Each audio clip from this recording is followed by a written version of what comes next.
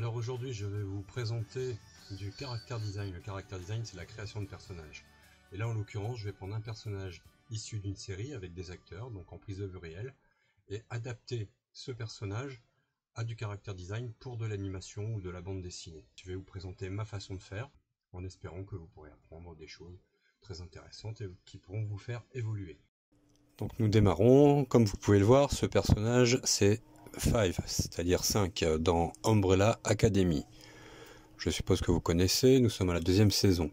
Donc dans un premier temps, avant de commencer un character design, de se jeter sur sa planche et dessiner, il faut chercher des références. Alors il ne s'agit pas d'aller chercher des références concernant l'acteur lui-même, sur sa vie, sur sa façon d'être de tous les jours, non. C'est-à-dire chercher des références de son rôle, c'est-à-dire en tant que personnage dans la série. Parce que dans la série, ce personnage-là en l'occurrence, et c'est pour cela que j'ai choisi numéro 5, c'est-à-dire que c'est un personnage qui est très exubérant dans ses attitudes, dans ses poses. Il est souvent un peu voûté, avec les jambes un peu, arquées, et les bras assez éloignés du corps.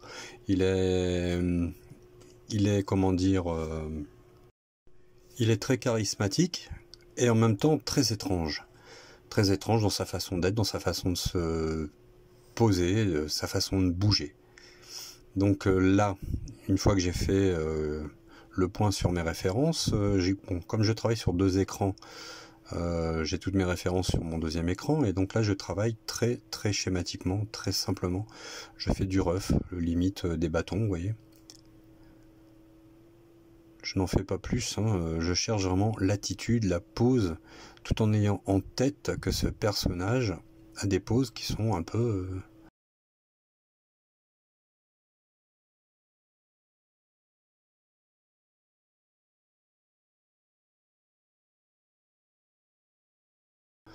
particulière, très particulière. Donc là, bon, je mets la main dans la poche, parce que ça lui arrive aussi souvent d'avoir les mains dans les poches, les épaules un peu relevées. Donc c'est assez pratique de ne pas avoir à dessiner les mains. Mais en même temps, c'est un peu dommage de ne pas se servir de cet outil qu'est les mains, car c'est un outil en effet très expressif. C'est-à-dire que c'est pas pour rien que nous parlons parfois avec nos mains, c'est-à-dire que nos mains nous permettent de préciser une pensée ou une action. Une action qui suit la pensée, en fait. Voilà.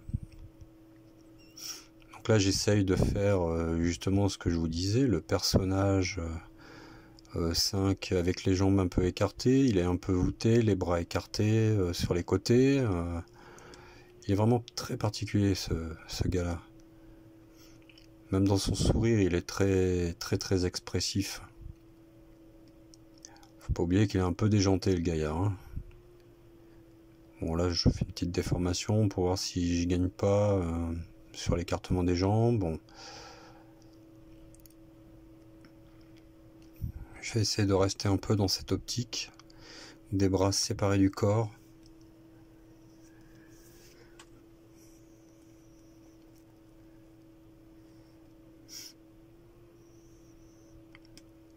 J'accentue un peu plus le geste, le bras sur l'arrière,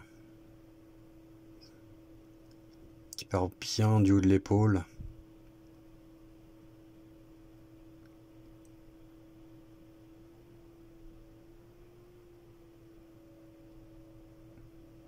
Faire aussi très attention à l'équilibre que peut avoir le personnage, hein. C'est-à-dire que le personnage prend des positions un peu scabreuses, mais il est toujours en équilibre, hein. Quoi qu'il en soit, c'est un acteur, il pose les pieds bien au sol, il va pas se mettre en position de déséquilibre. Donc c'est pareil pour le dessin, le personnage doit être très équilibré dans sa posture. Ça, ce sont des choses auxquelles vous devez toujours penser quand vous dessinez. Donc là, vous voyez, hein, je suis qu'à l'état de rough. Je ne vais pas plus loin. Donc là, je garde cette pose qui me semble la plus intéressante.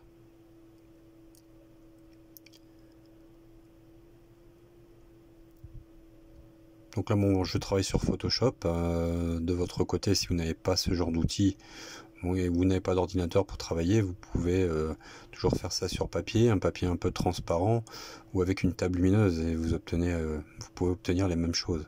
Après, vous travaillez avec des feutres, des stylos à billes, c'est selon votre bon plaisir. Donc là maintenant, je reprends ma pose et je la fais en silhouette. Alors la silhouette, pourquoi? Simplement pour savoir ou voir si ma pose est suffisamment lisible. Est-ce qu'on la comprend en étant juste en ombre chinoise? Donc là, ce que j'ai fait sur les côtés, l'espèce de triangle, c'est sa veste. Hein. Là, j'essaie de replacer sa main, mais vous voyez la main, le bras du moins, le bras côté gauche, pour nous, est un peu perdu dans la veste. Ça manque de lisibilité.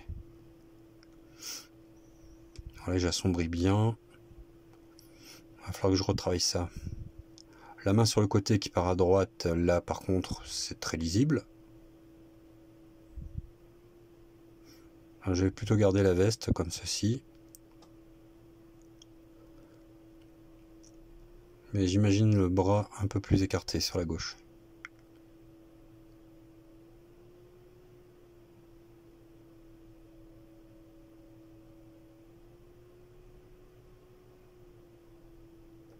Voilà. Et je le dessine avec son mug. C'est un personnage qui aime bien le café. Ce qui explique aussi peut-être son état de nervosité générale.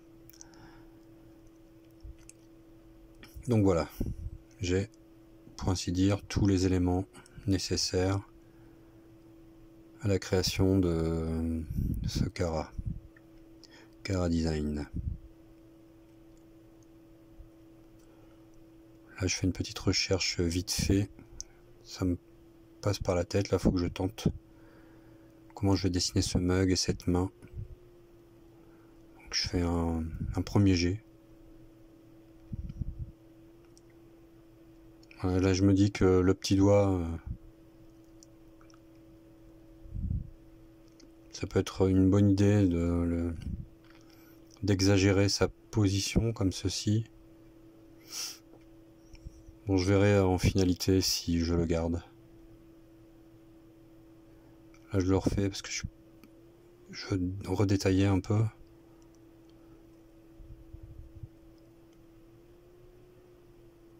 Ouais. Là, c'est vraiment pour me sortir ce que j'ai dans la tête, le garder à part. Voilà, en mémo, ce sera pour cette main-là.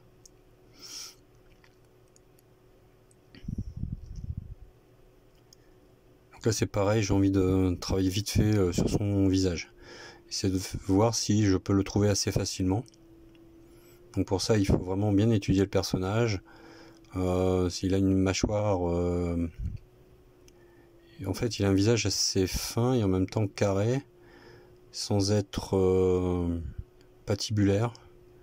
Il a des sourcils très expressifs, des yeux de même. Et il y a sa coupe de cheveux aussi qui est très reconnaissable. Qui n'est pas exubérante, mais qui permet de reconnaître le personnage très rapidement. Voilà, j'ai quelque chose, ouais, je pense qu'on peut le trouver assez facilement. Ouais, je crois que oui, ça peut le faire. C'est pas encore ça, mais il y a moyen. Il y a moyen de le trouver facilement. En même temps, même comme ça pourrait suffire. Hein. Si j'imagine, ou si vous imaginez le personnage avec son costume, son short, ses grandes chaussettes, vous verrez qu'on le retrouve très vite. Bon, là j'ai pris un raccourci, j'ai fait un ref du personnage, un peu plus poussé déjà. Donc j'ai pris un raccourci. J'ai commencé à créer une petite palette. Et je mets sur les côtés 2 références qui me paraissent assez claires et lisibles pour la suite et pour avoir toujours sous les yeux ce dont j'ai besoin pour travailler. Où on voit bien le personnage, son expression, sa façon d'être, une position un peu étrange, sans l'être trop non plus, et puis on voit bien aussi son costume. Donc là j'ai fait un premier ref, disons un ref un peu plus poussé, et là je repars sur pas du clean encore, mais je pousse encore un peu plus le dessin. Donc en gros, si on compte toutes mes étapes, j'ai fait les premiers refs avec style presque bâton, avec un peu de volume mais quand même très bâton. Puis j'ai fait une silhouette. Puis ensuite j'ai fait le ref que nous voyons ici en grisé. Et maintenant je fais ce ref un peu plus travaillé. Donc on en est, j'ai pas compté, à 4 ou 5 dessins déjà. Attendez. Un ref, une silhouette, un ref gris. On est au quatrième dessin pour ce personnage. Ouais, voilà. Alors les mains, c'est toujours particulier. Si on s'y prend mal dès le départ, on n'y arrive pas. C'est très très important les mains, hyper important. Pour tous ceux qui veulent travailler dans le character design ou dans la bande dessinée, je vous conseille de travailler énormément les mains là, sur la construction, trouvez votre façon de faire. Que vous travaillez à partir de formes de moufles, ou bien de volume, de carrés, de tout ce que vous voulez. Mais travaillez énormément les mains. Les mains doivent être expressives. Dans une main, on doit pouvoir lire ce que pense le personnage parfois.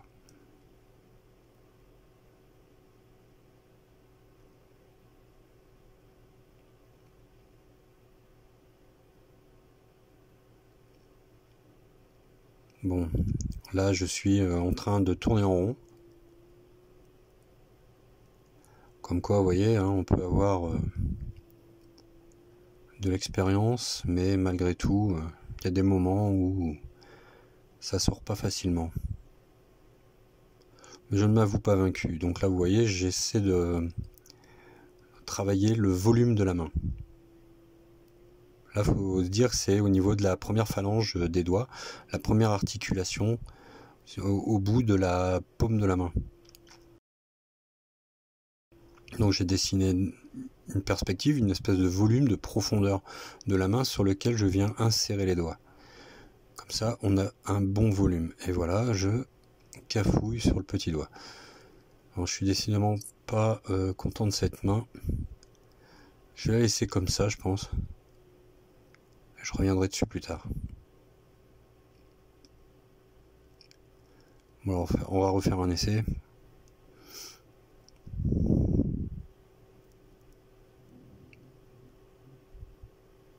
Il y a du bon, mais je pense pas avoir pris la bonne direction. Mais bon, ce n'est pas grave.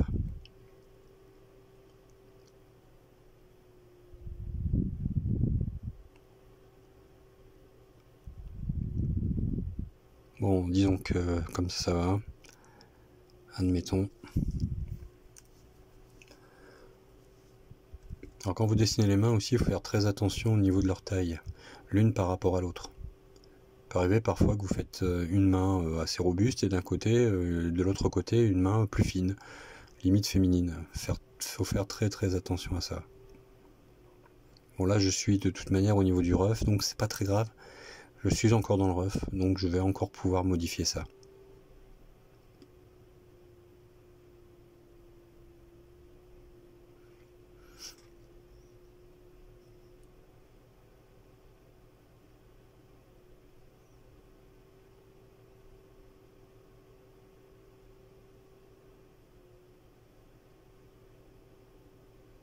Alors quand on travaille les vêtements, on essaye d'être simple au niveau des plis, de son volume, mais en même temps on essaye d'être cohérent par rapport à la masse corporelle, sachant que sous cette veste par exemple il y a un corps, il y a des épaules, un abdomen.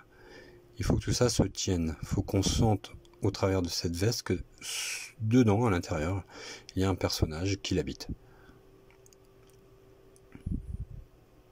Si je puis dire.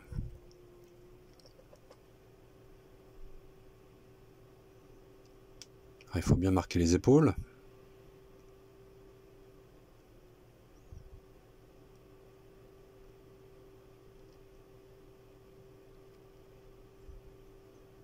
Donc les manches, hein, c'est comme des cylindres. Faire attention aux plis. C'est-à-dire qu'en quelques traits, là je vais dire en un seul, j'en ai mis deux, il faut faire ressentir le pli dans le bras. En réalité, nous ne voyons pas des traits hein, dans la vraie vie, nous voyons des ombres et des plis. Il faut réussir à traduire ça en traits. Alors ça c'est pareil, hein, c'est de l'observation. Regardez comment font les dessinateurs dans les bandes dessinées ou même dans les dessins animés. Et vous essayez de reproduire et surtout d'essayer de comprendre pourquoi le pli a été fait de telle manière. Donc là on fait les petits détails, vous voyez, pour faire le haut de la chemise qui se trouve sous son débardeur, eh bien ce sont que quelques traits et qui donnent le volume en fonction de comment on place les traits, ça crée un volume à l'intérieur. Donc là les carreaux du pull, je regarde bien comment il se place sur le pull en lui-même.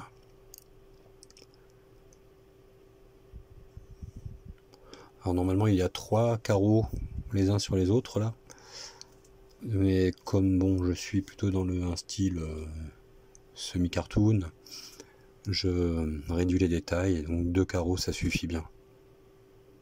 Si je les faisais à l'échelle, ce serait franchement bizarre. Mon personnage n'est pas à l'échelle d'un personnage réel, donc je peux me permettre une certaine liberté au niveau du nombre de carreaux. De toute façon, c'est pas le nombre de carreaux qui vont faire que le personnage sera ressemblant. C'est vraiment un ensemble de choses, telles que son expression, son attitude, le petit détail du mug, toutes des petites choses comme ça qui vont faire que ce sera ressemblant. Même le personnage en lui-même, je vais pas faire une caricature très précise. Je ne vais pas non plus faire un portrait de Aidan Gallagher, mais Aidan Gallagher qui est l'acteur, hein, qui joue le rôle de 5. Mais juste utiliser quelques détails qui font rappeler ce personnage.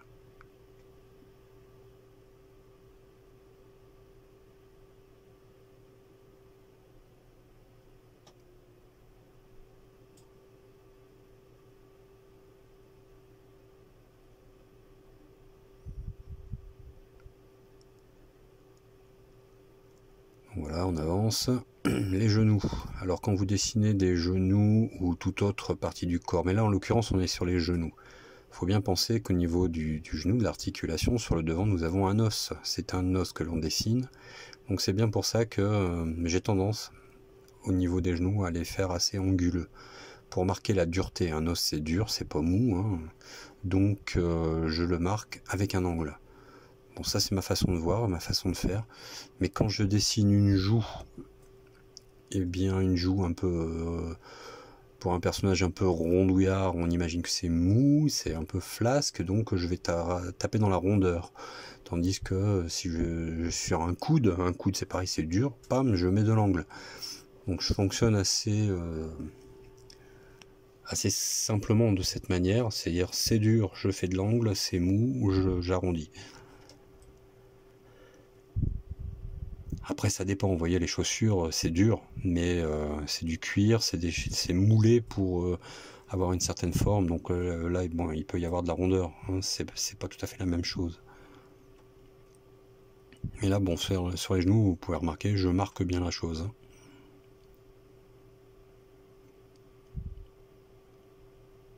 Pour les chaussures je ne rentre pas trop dans les détails. J'ai pas encore fait mon choix sur le type de chaussures. La plupart du temps on voit 5 avec des chaussures vernis noires. Mais sur une de mes références, vous pourrez voir, il a des chaussures de bowling que je trouve assez intéressantes. Donc là, les chaussettes, il faudrait voir la référence, mais les chaussettes, elles sont repliées sur le haut. Donc je fais une légère épaisseur pour donner cette impression justement de retour sur le mollet. Je rentre pas plus dans les détails des chaussettes ça se fera à la couleur. Allez, on va s'amuser un peu maintenant sur le visage.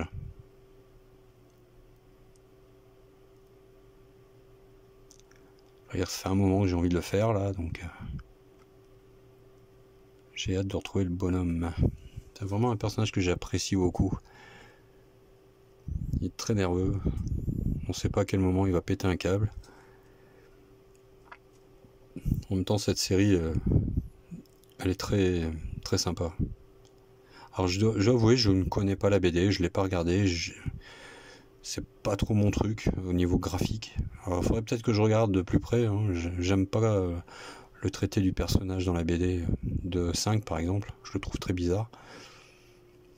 Je me suis pas intéressé plus que ça à la BD en fait.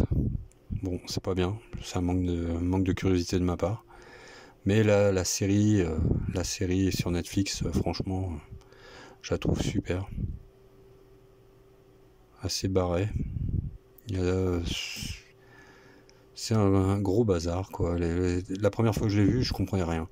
Je me suis dit, mais qu'est-ce qu'il faut ce mec à vivre sur la Lune, par exemple, son frère numéro 1. Je comprenais pas. Je me suis dit, mais qu'est-ce qu'il fout là? Puis après, les choses se mettent en place, on finit par comprendre que, bon, c'est abracadabrant, mais c'est pas mal. Franchement, c'est pas mal. Et après, on s'attache au personnage. Notamment Klaus, il est vraiment super, Klaus, je l'adore.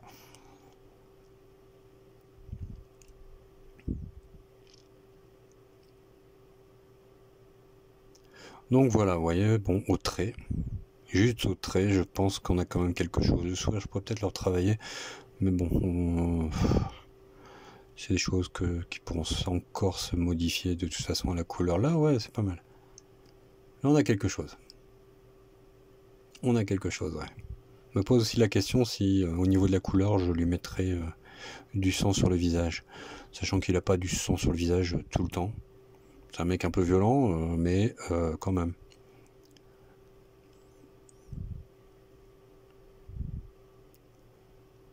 C'est vraiment lié à une scène en particulier, donc non, je pense pas le faire avec du sang. Ça n'apporterait rien en plus.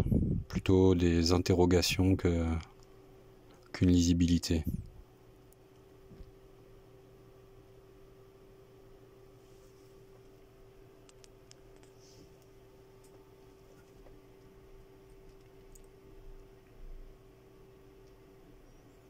Donc là, j'ai pris le parti pris d'attaquer la couleur au pinceau.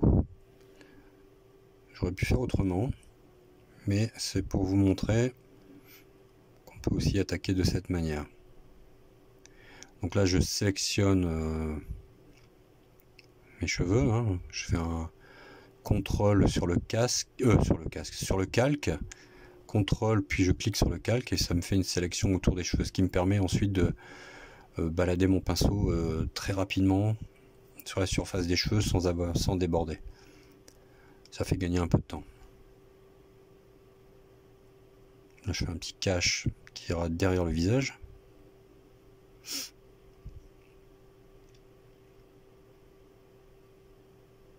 Et ça donne les cheveux qui passent par derrière, comme un cache en fait. Et voilà. Bon, ça manque un peu d'éclat.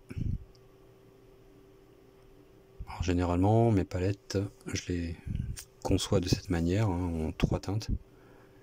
Une teinte moyenne, une foncée pour les ombres et une plus claire pour les lumières. Et en fonction des besoins, il peut m'arriver de rajouter du plus clair ou du plus foncé encore. Mais en général, 3-4 couleurs suffisent pour faire mon... comment dire... ma peinture, quoi, sur un personnage. Donc là je m'aperçois d'une chose, c'est que j'ai mal conçu mon personnage dès le départ, ça c'est grave. Au niveau de son ossature, vous voyez le cou, je trouve qu'il descend super bas au niveau des omoplates en fait, et par rapport aux épaules où j'ai dessiné la veste, enfin où j'ai dessiné les épaules dans la veste. Ça ne me plaît pas du tout. Donc je décolle la tête du corps et je vais le déplacer. Voilà, donc là on était comme ça à peu près, comme ceci. Voilà, je vais le monter plus haut au niveau du col et du coup on retrouve un peu plus le personnage mieux construit au niveau des épaules. Maintenant j'essaie de m'ajuster pour trouver la meilleure position possible. Ça marche mieux comme ça quand même. Ça marche mieux, ouais.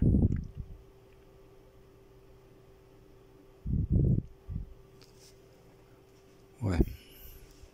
Après, c'est comme tout, c'est toujours perfectible. Alors il faut toujours prendre du recul hein, par rapport à ce qu'on fait.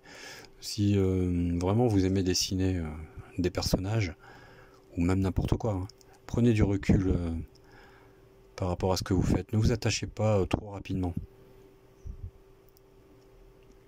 Là, je suis en train de me dire, le cou est vachement long, c'est pas une girafe, quoi.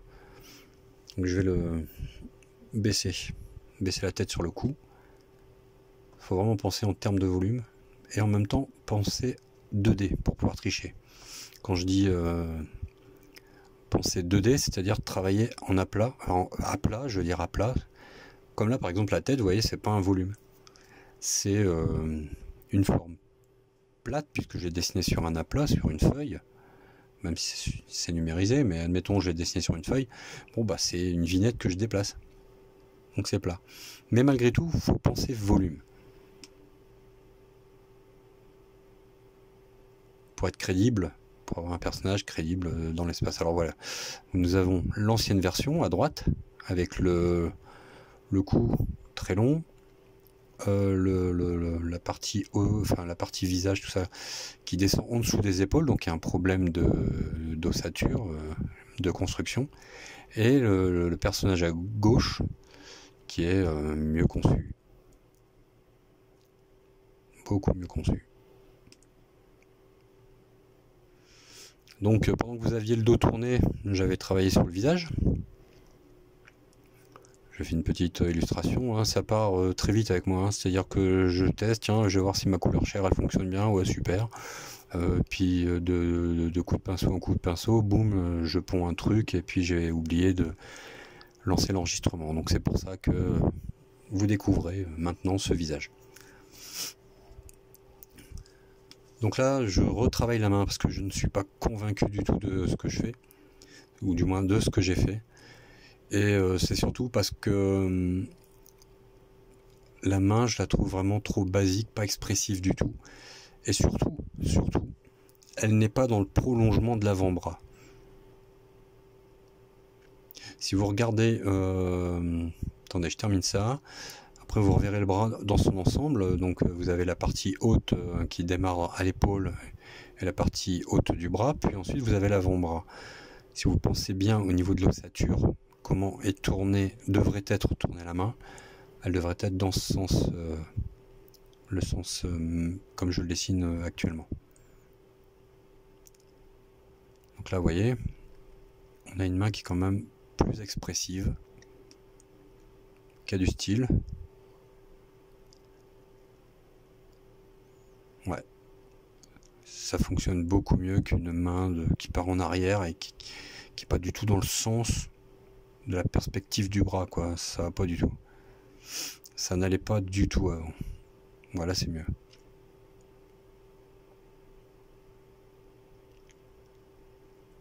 Voilà. Oui, c'est mieux. Peut-être un peu grosse, non? Ouais.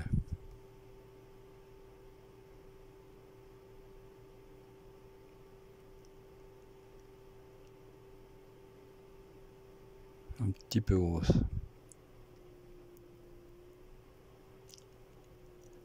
Alors, faut pas se tromper de calque, hein, non plus. Voilà. place mon pivot, je fais CTRL Maj sur PC, ce qui me permet de, à partir du pivot, recentrer vers le pivot, tout en réduisant le dessin. Ah, c'est sûr que si vous travaillez sur papier, c'est beaucoup moins évident pour tricher. Donc passez vite au numérique, sur tablette graphique. Donc voilà. On a quelque chose de plus cohérent au niveau des mains. On a une où je suis quand même très anguleux là. Et allez, c'est reparti. Je vais redessiner. Je voudrais améliorer cette main.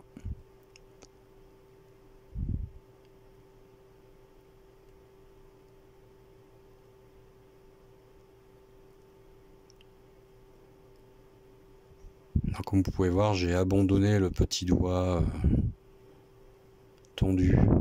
Je trouvais que ça faisait un peu trop. Je préfère quelque chose de plus construit comme ceci. C'est plus massif, on sent qu'il tient bien son mug. Ça me paraît beaucoup plus sympa comme ça. Il faut bien penser à toute l'architecture de la main, tout son volume qui passe par derrière. Tout ça, c'est des choses que vous devez avoir en tête.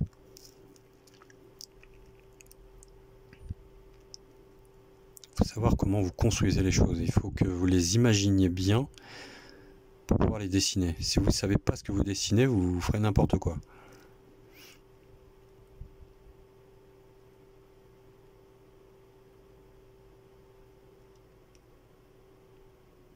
Voilà, bon, il y a un peu... le volume de mon mug est un peu étrange. Alors regardez, ici, il y a on appelle ça un nœud graphique, vous voyez. Les lignes qui se croisent. Et du coup, ça casse un volume. On perd le volume, en fait. On ne sait pas... s'il n'y a pas de couleur, on a du mal à distinguer les choses. Donc déjà, si au niveau du trait, vous arrivez à clarifier les choses, c'est bon. Et donc, des fois, il vaut mieux... casser ce type de nœud graphique, de croisement malheureux, et changer son dessin exprès pour le rendre plus lisible.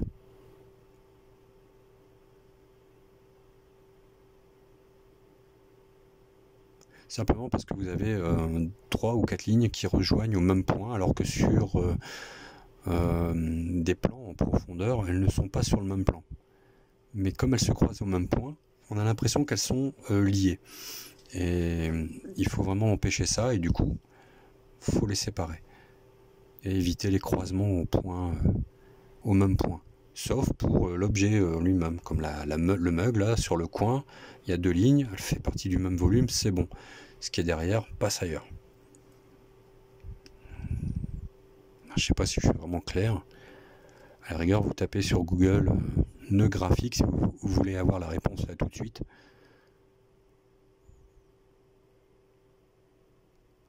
Et peut-être vous trouverez des solutions. Ou des réponses surtout. Bon, alors maintenant je vais m'attaquer à ma palette. Pourquoi ? Simplement parce que j'ai très envie d'attaquer la couleur. Donc là je place les couleurs dont j'ai besoin, je pique dans les photos pour avoir quelque chose le plus proche possible de mes références. Je fais attention parce que vous voyez d'un côté la référence de droite elle est dans une tonalité neutre et la référence de gauche est plutôt dans une ambiance avec du jaune. Donc j'essaie de faire un compromis entre les deux. Donc là vous voyez, vous avez la chaussure noire, là de 5. Et l'autre côté, les chaussures de bowling. Et je crois bien que je vais rester sur les chaussures de bowling, elles ont l'air, graphiquement c'est plus intéressant.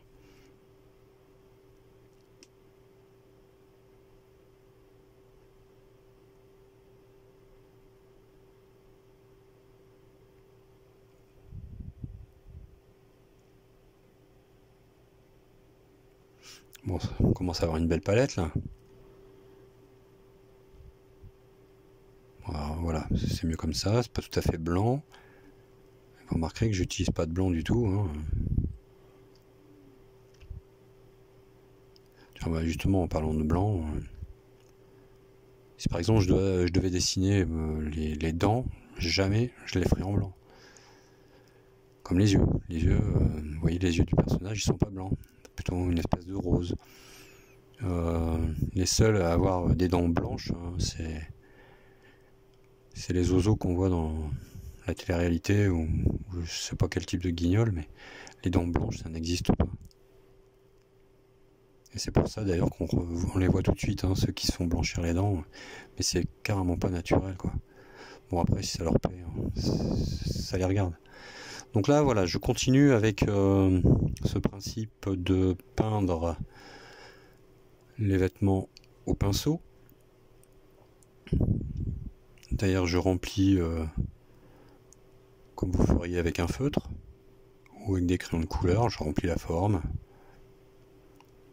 Après, je vous montrerai la différence avec le lasso, c'est-à-dire détourer la forme que l'on veut peindre au plus près avec un lasso et on le remplit en aplat. Ça aussi, son avantage. C'est même très pratique.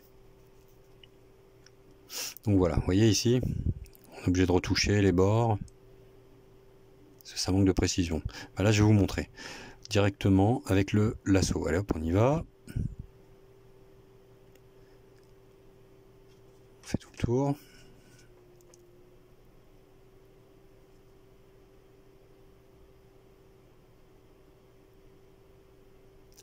Faire attention de ne pas double-cliquer parce que dans ce cas, on risque de perdre sa sélection, ou du moins elle va fermer la sélection et c'est très embêtant.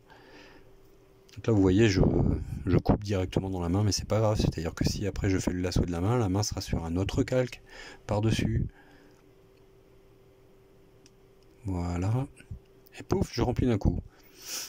Et regardez, au niveau de la finition, c'est quand même plus net au lasso. Après, j'ai plus qu'à cliquer, CTRL-clic sur le calque. Et puis, ça me bloque une sélection dans laquelle je vais pouvoir peindre au pinceau sans déborder.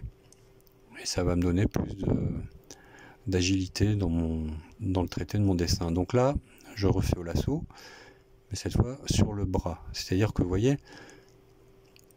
la partie gauche, toujours à notre gauche de la veste, celle-là où je viens de passer, là où c'est sombre, je ne la... comment dire, je sépare du bras. Pourquoi? Parce qu'en fait, il va y avoir deux teintes différentes. Le bras, je vais le faire plus sombre. Je vais jouer avec les ombres pour le détacher de l'avant de la veste.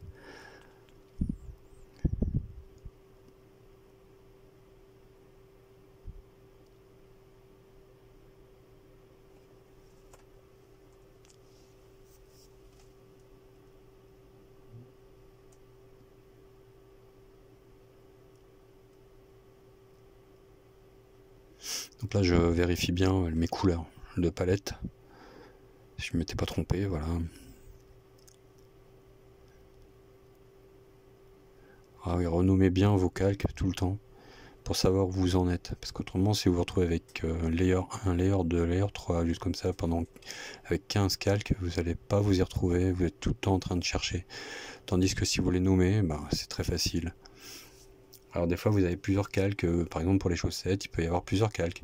Un calque pour l'aplat, la couleur de base. Un calque pour les ombres, un calque pour les lumières. Donc vous avez au moins 3 calques par couleur. Dans ce cas, vous les groupez. Là, c'est CTRL-G. Par exemple, vous avez 3 calques, vous les sélectionnez tous les 3, vous faites CTRL-G sous Photoshop et boum, vous l'avez dans un groupe en forme de dossier que vous nommez. Par exemple, chaussettes ou socks, comme vous voulez. Et c'est très très très important si vous voulez ne pas perdre de temps.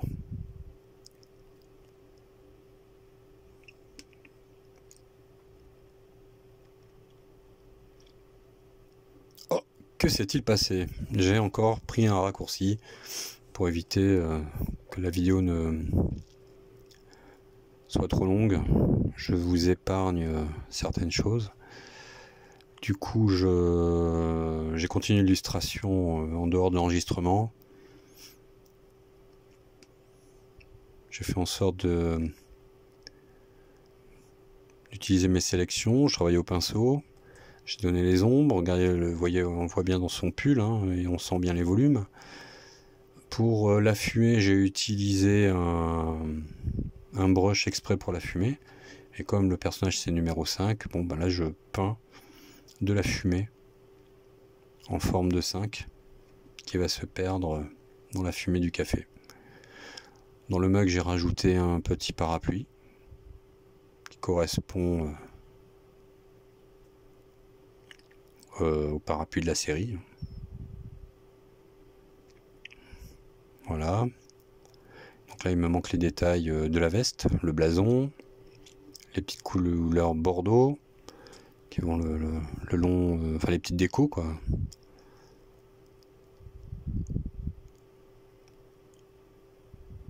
Voilà, je change, voilà, je rajoute un peu d'éclat dans le visage.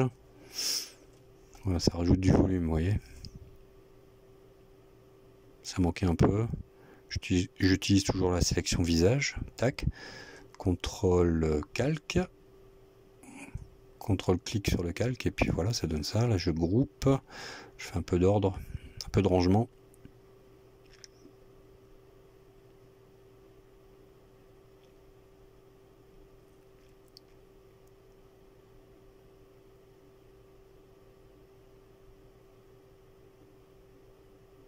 Vous voyez les silhouettes de main.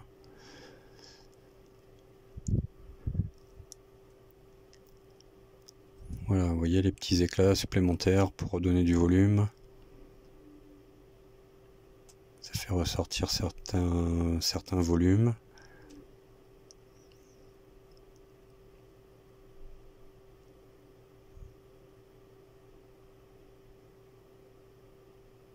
Au départ, j'avais pensé faire les lacets. Et finalement, je les mets pas parce que ça parasite. Ça parasite les chaussures et j'ai préféré ne pas les mettre.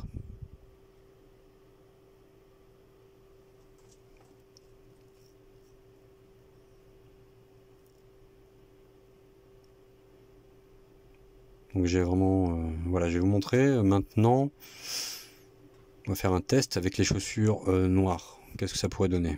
Donc on va changer la colorimétrie des chaussures.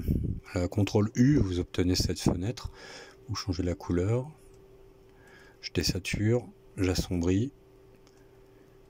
Et voilà ce que ça pourrait donner au niveau des chaussures noires. Il faudra rajouter de l'éclat, etc. Mais voilà, vous voyez le personnage comme ça, avec les chaussures noires, franchement, ça le fait pas.